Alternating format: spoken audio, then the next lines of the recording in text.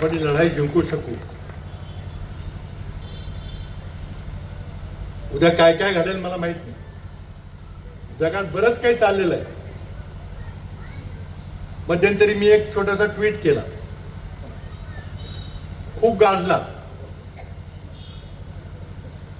मी म्हटलं की कदाचित महिनाभरात मराठी माणूस भारताचा पंतप्रधान होईल.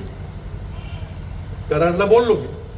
अनेकांचे फोन आले, विचारले याचा अर्थ काय, कसं काय. कोण म्हटलं की तुम्ही होणार का. कारण कोणाला त्याची पार्श्वभूमी माहीत नव्हती. आता मराठी माणूस पंतप्रधान व्हायचं झालं तर आत्ता बसला माणूस त्याला बाजूला गेलं पाहिजे.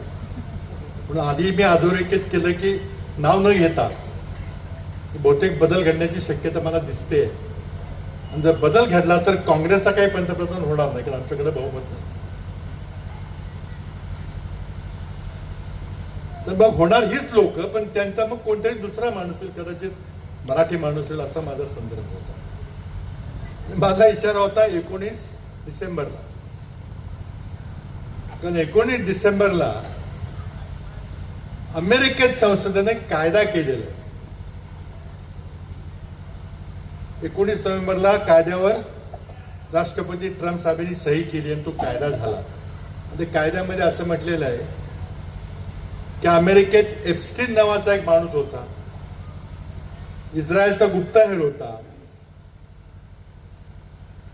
त्यानं जो धुमाकूळ घातलेला आहे अमेरिकेमध्ये,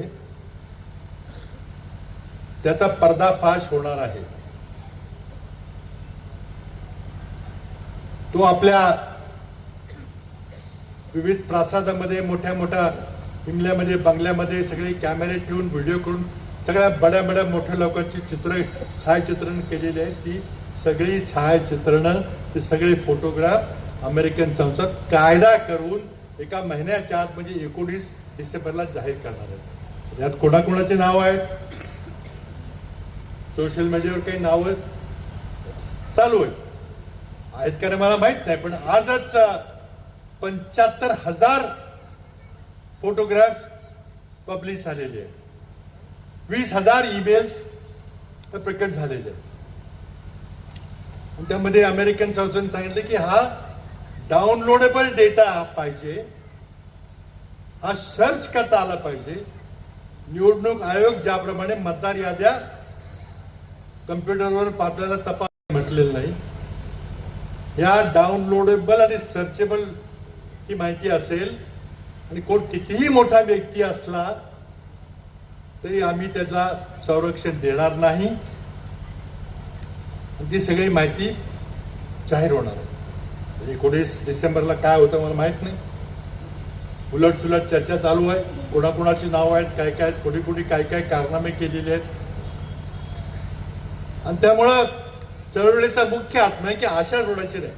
काहीतरी होईल बहुतेक असं आम्ही आशा घेऊन पुढे चाललेलो. झालं तर काहीतरी चांगलं होईल, पण चळवळ मात्र चालू ठेवावी लागेल. अधिक माहितीसाठी स्टार इंडिया 1 न्यूज पाहत रहा. चॅनलला सबस्क्राईब करा आणि अशाच अपडेट्ससाठी बेल आयकॉन दाबा.